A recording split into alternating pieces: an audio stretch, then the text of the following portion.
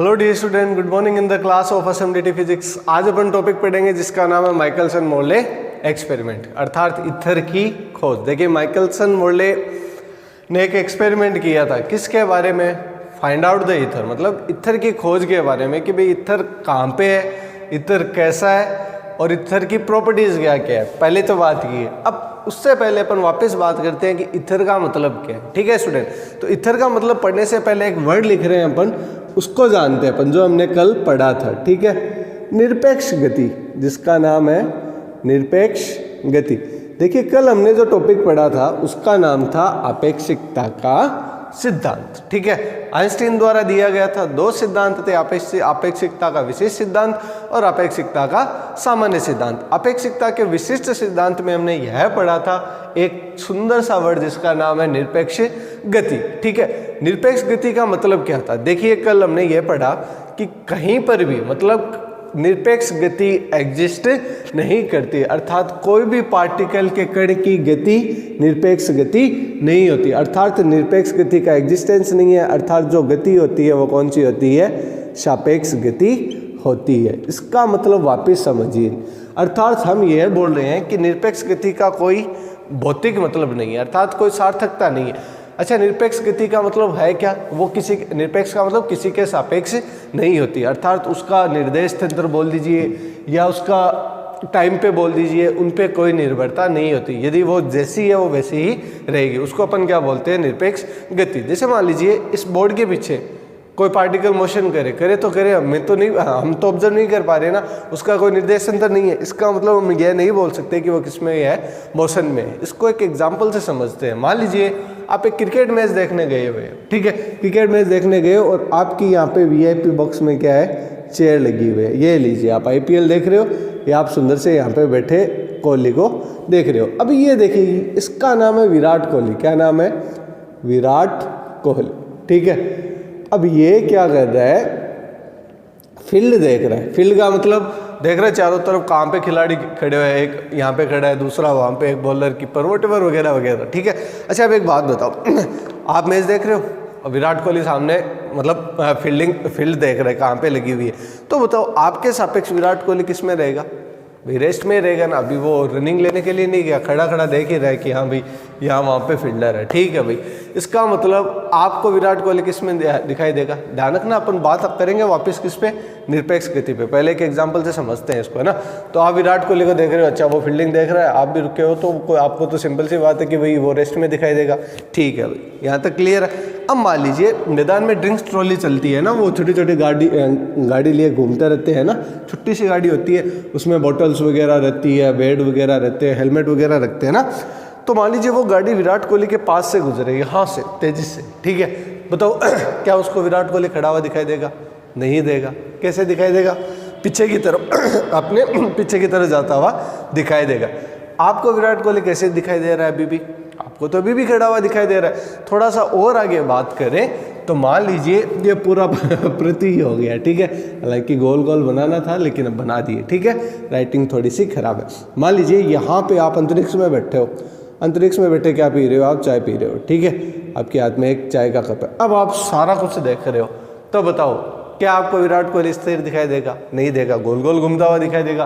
क्या आपको VIP box में बैठा दर्शक वो स्थिर दिखाई देगा? नहीं देगा, वो भी गोल गोल घूमता दिखाई देगा। क्या आपको ये ड्रिंक्स ट्रॉली वो कैसे दिखाई देगी? वो हल्के हल्के सीधे जाती हुई और हल्के हल्के गोल घूमते हुए दिखाई देगी। इसका मतलब क्या हो गया? सारा कुछ जमेला हो गया। अर्थात क्या हो गया? जो वस्तु यहाँ पे स्थिर है वो यहाँ पे क्या है? मोशन पे। जो यहाँ पर, ठीक है, जो यहाँ पे स्थिर है वो यहाँ पे क्या है? मोशन में। और जो यहाँ पे मोशन में है वो मोशन पे तो है लेकिन इस हिसाब से नहीं है। इसका मतलब क्या हुआ? इसका मतलब ये हुआ कि जो वस्तु स्थिर है तो वो किसी के सापेक्ष स्थिर है। निरपेक्ष किसी चीज का स्थिर होना या गतिशील होना भी क्या नहीं है? संभव नहीं है। अर्थात गति होती है वो क्या होती है? एक वर्ड में बोले तो क्या होती है? सापेक्ष होती है। निरपेक्ष गति का कोई मतलब नहीं रहता, पहली बात। दूसरी बात हमने पढ़ा था क्या? ये पढ़ा था हमने सापेक्षिकता के विशिष्ट सिद्धांत में। फिर पढ़ा था हमने सापेक्षिकता का सामान्य सिद्धांत। उसको एक एग्जाम्पल से समझा था। सापेक्षिकता का जो सामान्य सिद्धांत था उसका एग्जाम्पल उठाया था हमने हमारी कॉलेज से ही। कैसे उठाया था? ये एसएमडीटी का कॉलेज है, SMDT KM। अच्छा स्टूडेंट, इसकी फुल फॉर्म क्या होगी आज ये भी बता देते हैं। श्रीमती मोहरी देवी तापड़िया कन्या महाविद्यालय, ये हमारी कॉलेज का क्या हुआ, सुंदर सा नाम हुआ। उसकी लिफ्ट में आप खड़े हो, आपको पता है कि फिजिक्स लैब है वो कौन से फ्लोर पे है, फर्स्ट फ्लोर पे। आपने फर्स्ट फ्लोर का बटन दबा दिया, अब आप ये सुंदर से कहाँ पे जा रहे हो, फिजिक्स लैब में जा रहे हो आप, ठीक है। और आपके हाथ में क्या है, कुछ बॉल्स है, ठीक है, टेनिस की बॉल है, ठीक है। आप क्रिकेट खेलने के शौकीन हो और आपके हाथ में क्रिकेट बॉल है, लिफ्ट जा रही है ऊपर की तरफ, ठीक है। ऊपर की तरफ जाते हुए आपने क्या किया, आपने हाथ से बॉल को गिराया, बॉल को गिराया तो वो नीचे की तरफ आएगी, सिंपल सी बात है। लेकिन यहाँ पे एक ट्विस्ट है, देखना ट्विस्ट क्या है। मान लीजिए आपकी लिफ्ट जी एसिलेशन से, समझना, ऊपर की तरफ जा रही है, जिसका आइसोलेशन कितना है जी, आपको पता है कि जी किस तरफ लगता है, नीचे की तरफ लगता है। इसका मतलब यदि आपकी लिफ्ट जी एसिलेशन के ऊपर, जी एसिलेशन से ऊपर की तरफ जाए तो वह गुरुत्वीय प्रभाव को क्या कर सकती है, कैंसिल कर सकती है। समझ पा रहे हो कि नहीं समझ पा रहे हो। लिफ्ट कौन सा निर्देश तंत्र हुआ, त्वरित निर्देश तंत्र। देखो जो कल पढ़ा था वही पढ़ रहे हैं अपन आज, ठीक है। त्वरित निर्देश तंत्र हुआ, ठीक है जी। आपकी लिफ्ट जी एसिलेशन के ऊपर की तरफ जा रही है, जी नीचे लग रहा है, कैंसिल आउट हो गया, दैट मीन्स गुरुत्वीय क्षेत्र रहा ही नहीं। इसका मतलब आप पृथ्वी पे हो ही नहीं। समझ पा रहे हो, गुरुत्वीय क्षेत्र ही नहीं है तो काहे की पृथ्वी है ना। तो ये चीज़ यहाँ से समझिए ना। और जो बॉल छोड़ोगे तो वो नीचे की तरफ गिरेगी। आप ये बोल सकते हो कि भाई त्वरित निर्देश तंत्र है, बल लगता है कौन सा, शूडो फोर्स, कौन सा, छद्म या आभासी बल। और इसका मतलब ये हो गया कि भाई छद्म और आभासी बल की वजह से वो नीचे की तरफ गिर गई, गुरुत्वीय क्षेत्र का तो कोई रोल हुआ ही नहीं। इसका मतलब क्या, गुरुत्वीय क्षेत्र सच में नहीं है, गुरुत्वीय क्षेत्र तो है। इसका मतलब जो दूसरा नियम था जिसको अपन सापेक्षिकता का, तुल्यता का सिद्धांत भी बोलते थे, ठीक है, इसके अकॉर्डिंग क्या हुआ, भौतिकी के नियम इस हिसाब से बनाने चाहिए। हमने कल लिखा भी था है ना, भौतिकी के नियम जो फिजिक्स के आप लॉ बनाते हो ना, फिजिक्स के आप जो लॉज बनाते हो वो इस प्रकार से बनने चाहिए कि फ्रेम ऑफ कि एक त्वरित निर्देश तंत्र, एक त्वरित, ये कल वाले पढ़ रहे हैं अभी तक, आज टॉपिक भी स्टार्ट नहीं किया। त्वरित निर्देश तंत्र तथा एक समान गुरुत्वीय क्षेत्र तथा एक समान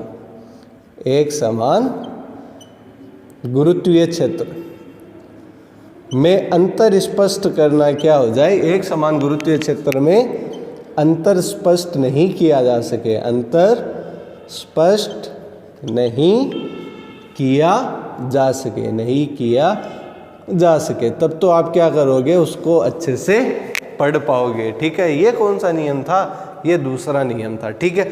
अब बताओ एक बात, निरपेक्ष गति आपने बोल दिया सर नहीं होती, आपने लिफ्ट में भी बता दिया कि गुरुत्वीय क्षेत्र नहीं होता। इसका मतलब जब हर चीज़ सापेक्ष है, जब हर चीज़ सापेक्ष है तो पृथ्वी के बाद कितने सारे पार्टिकल मोशन में, वो भी तो किसी के सापेक्ष मोशन में होने चाहिए। समझ पा रहे हो कि नहीं समझ पा रहे हो। आपको पता हो तो विशिष्ट सिद्धांत में ये बोला गया था कि ब्रह्मांड में कहीं भी स्थिर निर्देश तंत्र की परिकल्पना नहीं की जा सकती। क्यों, जैसे मान लीजिए आपने यहाँ पे बोला कि हम वीआईपी बॉक्स में बैठे, हमें क्या है, एक फ्रेम ऑफ निर्देश तंत्र है, फ्रेम ऑफ निर्देश तंत्र है, ठीक है। अब आप तो बोल रहे हो कि हम स्थिर है और हम विराट कोहली को क्या बोल रहे हैं, स्थिर बोल रहे हैं। लेकिन यहाँ पे एक दिक्कत होगी, जो बाहर बैठा है पृथ्वी से बाहर वो आपको फिर क्या बोल देगा, मोशन में बोल देगा। तो इसका मतलब स्थिर निर्देश तंत्र भी किसी न किसी के क्या होता है, सापेक्ष होता है। आप स्थिर हो किसके सापेक्ष, पृथ्वी के सापेक्ष। आप गतिशील हो किसके सापेक्ष, कोई जो बाहर से देख रहा है उसके सापेक्ष। तो दैट मीन्स यहाँ पर यह बात आती है कि हर चीज़ क्या है, सापेक्ष है।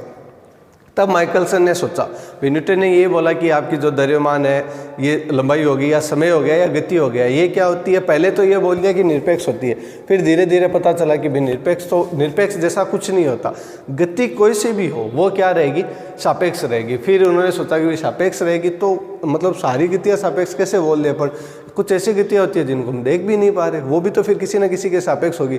तब यह सोचा गया कि कहीं ना कहीं एक हर ब्रह्मांड में एक ऐसी चीज़ चलती है जो क्या बनाती है, किसी भी गति को सापेक्ष बनाती है। समझ पा रहे हो कि नहीं समझ पा रहे हो। जैसे मान लीजिए पृथ्वी सूर्य ग्रह कहीं पे घूम रहा है, अब वो किसी के सापेक्ष ही तो घूम रहा है, तभी तो आप बोलोगे वो घूम रहा है। इसका मतलब कैसे पता चलेगा, वरना सूर्य ग्रह पे बैठ जाओ आपको घूमता हुआ भी दिखाई शायद नहीं दे ना। तो ये कुछ सारा कि ये बोला गया, तो ये सारी जो सापेक्ष चीज़ें चलती है वो चलती किसके सापेक्ष है। तब माइकलसन मोर्ले ने एक एक्सपेरिमेंट किया, उन्होंने ये बोला था कि भाई एक इथर नामक क्या होता है, सर्वव्यापी काल्पनिक माध्यम पाया जाता है। सर्वव्यापी का मतलब बताओ, सर्वव्यापी का मतलब हुआ हर जगह मतलब आप यहाँ पे हो तो भी ठीक है, आप जयपुर में हो तो भी ठीक है, इवन आप कोई जुपिटर ग्रह पे हो, यदि आप किसी पे हो, मान लीजिए सूर्य पे हो, वॉटएवर जहाँ कर भी हो, वो हर जगह क्या किया जाएगा, पाया जाएगा। तो माइकलसन मोर्ले जो एक्सपेरिमेंट हुआ वो किसके लिए हुआ, वो हुआ इस सुंदर से ईथर की खोज के लिए। और उसके लिए क्या है, एक एक्सपेरिमेंटल सेटअप है। उससे पहले अपन पढ़ेंगे किसकी अभिधारणा, ईथर की अभिधारणा। ईथर की भी 2 अभिधारणा है स्टूडेंट, ठीक है। ईथर को मानने के लिए 2 प्रकार से अभिधारणाएं बनाएगी, वो अपन क्या करेंगे पहले डिस्कस करेंगे, उसके बाद अपन चलेंगे किस पे, माइकलसन मोर्ले एक्सपेरिमेंट, ठीक है स्टूडेंट। आइए अब अपन पढ़ते हैं दोनों अभिधारणाएं। विराट कोहली को क्या कर देते हैं, मिटा देते हैं। चलिए आइए, समझ में आ रहा है थोड़ा बहुत, थोड़ा सा क्लियर हो रहा है, ठीक है। आइए स्टूडेंट अब अपन चलते हैं आगे। देखिए अब अपन पढ़ते हैं अभिधारणा किसके लिए, ईथर के लिए। अभिधारणाएं 2 प्रकार से अभिधारणाएं मानी गई थी। देखिए पहले तो परिभाषाएं बोल देते हैं अपन, ईथर के लिए परिभाषा बनाए तो परिभाषा कैसे बनाएंगे, सोचो। ईथर के लिए परिभाषा अपन बना सकते हैं एक सर्वव्यापी काल्पनिक माध्यम, सर्वव्यापी अर्थात हर जगह पाए जाने वाला, काल्पनिक अर्थात जिसकी क्या की गई थी, कल्पना की गई थी, काल्पनिक माध्यम, ठीक है, जिसको अपन क्या बोलते हैं, ईथर बोलते हैं। क्या बोलते हैं, ईथर बोलते हैं, ठीक है भाई। ईथर की परिभाषा ये हर जगह पाया जाएगा, ठीक है, काल्पनिक माध्यम होगा, ईथर होगा, ठीक है। अब पहले ये सोचा था कि भाई जो सफ़ेद सा एक प्रकाश है, या भगवान बोल दीजिए या कोई भी बोल दीजिए, जो सबके साथ चलता है, जिसके सापेक्ष हम सारी चीज़ें करते हैं, ठीक है, तो ये बोला गया सर्वव्यापी काल्पनिक माध्यम। अब देखिए अब अभिधारणाएं 2 थी ईथर के लिए, पहली अभिधारणा और पहली के बाद दूसरी अभिधारणा, ठीक है। अब अपन पढ़ेंगे ईथर के लिए अभिधारणाएं। देखिए पहली अभिधारणा क्या कहती है, पहली अभिधारणा यह कहती है प्रत्येक कण अपने साथ अपने, देखो किताब में अलग परिभाषा मिल सकती है लेकिन मतलब वही रहेगा, समझना। ये इस हिसाब से लिखा रहा हूँ खुद की लैंग्वेज में, ताकि आपको सीधा समझ में आ जाए। प्रत्येक कण अपने साथ ईथर को घसीटता है। ईथर, ये सर ध लिख दिया आपने, थ लिखिए यहाँ पे, ये लीजिए, ईथर को घसीटता है। प्रत्येक कण अपने साथ ईथर को घसीटता है, अर्थात कण तथा ईथर के मध्य, कण तथा, वापस दर लिख दिया सर, थ लिखिए, कण तथा ईथर के मध्य मतलब दोनों के बीच कोई सापेक्ष गति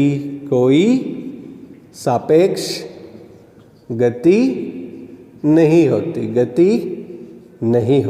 ठीक है। अर्थात अब जब सापेक्ष गति नहीं होती तब इसके द्वारा अपन जो निरपेक्ष चीज है अर्थात ईथर है उसको अपन ज्ञात नहीं कर सकते। अर्थात इसके द्वारा अपन, अर्थात इस अभिधारणा के द्वारा हम निरपेक्ष गति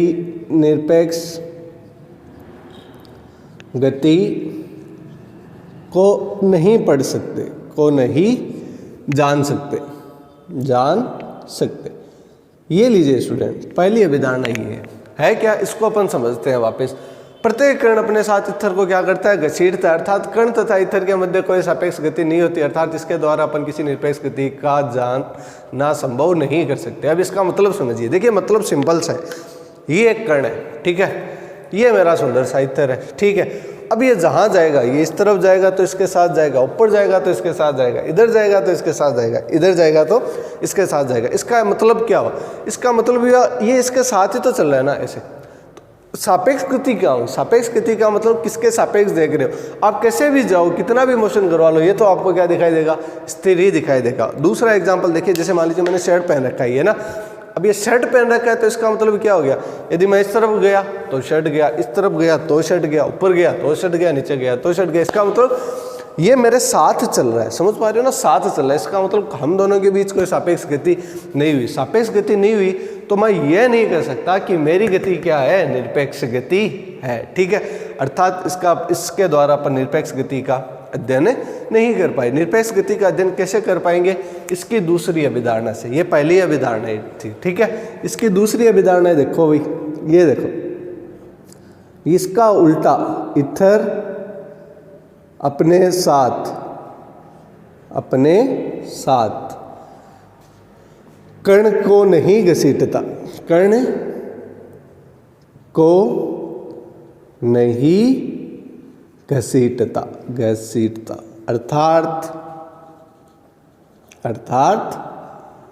इथर तथा कण के मध्य, अर्थात इथर तथा, इसको समझाएंगे अभी, है ना, इथर तथा कण के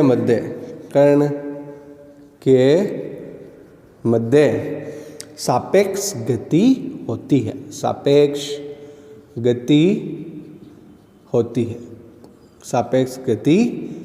है। इसका मतलब समझिए, सापेक्ष गति होती है अर्थात अब हम किसी कण के लिए क्या कर सकते हैं, निरपेक्ष गति का मान ज्ञात कर सकते हैं, अर्थात निरपेक्ष गति का मान ज्ञात कर सकते हैं। अब देखिए कैसे, मान, ये अभिधारणा ही है, ज्ञात कर सकते हैं। जैसे मान लीजिए एक स्विमिंग पूल है, ठीक है, एग्जाम्पल के लिए ये सही है। देखो एक स्विमिंग पूल है, उसमें भरा हुआ पानी, मान लीजिए फॉर एग्जाम्पल के लिए समुद्र मान लीजिए, जो भी मान लीजिए, पानी इस तरफ से आ रहा है, मतलब पानी की डायरेक्शन है इस दिशा में, पूर्व दिशा, सुंदर सी दिशा में पानी आ रहा है, ठीक है।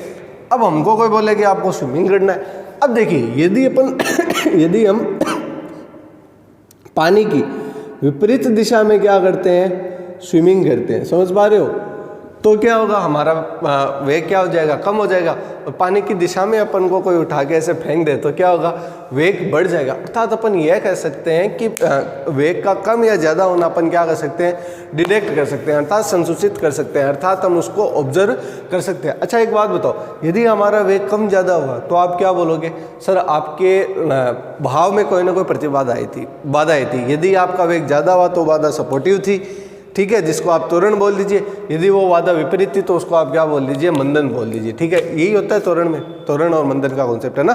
तो देखिए अब यदि पानी के साथ बहे तो स्पीड में बहेंगे, पानी के विपरीत बहेंगे तो धीरे बहेंगे। इसका मतलब क्या हुआ, पानी तो है ना, समझ पा रहे हो, पानी तो है ना, इसका मतलब ईथर तो है ना। बस यही देखा गया था। मान लीजिए यहाँ पे पृथ्वी है, पृथ्वी पे दो प्रकाश की किरणें गुजारी गई, ठीक है।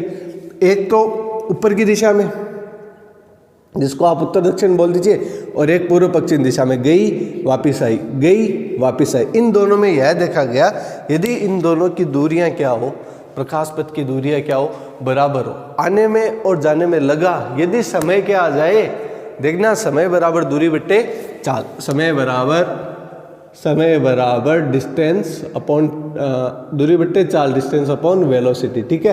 अब देखिए स्टूडेंट, यदि मेरी डिस्टेंस बराबर है, ठीक है, डिस्टेंस बराबर और लगने वाला समय क्या आ जाए, अलग अलग आ जाए, तो क्या बदल गई, चाल बदल गई।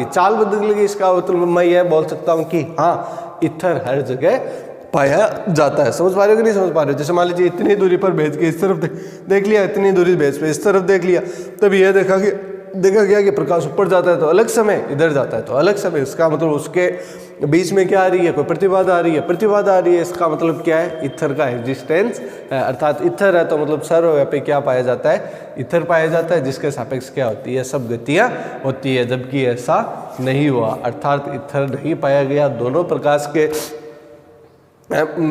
के आने जाने में जो समय लगा था वो क्या हो गया था, बराबर आ गया था। ये अपन कल देखेंगे। हो सकता है 4 से 5 वीडियो पर डे बने। बहुत शानदार एक्सपेरिमेंट है, बहुत इंपॉर्टेंट एक्सपेरिमेंट है, और एग्जाम की दृष्टि से भी स्टूडेंट बहुत ज़रूरी है। यदि आया तो 5 से 7 नंबर में पूछा जाएगा। तो ये था स्टूडेंट केवल और केवल बेसिक नॉलेज इसके बारे में, माइकलसन मोर्ले एक्सपेरिमेंट के बारे में, क्या ईथर है, क्यों ईथर खोजा जा रहा है।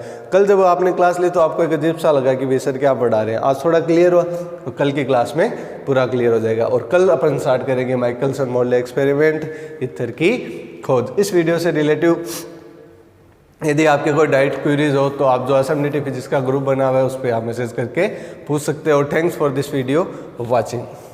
Thank you student.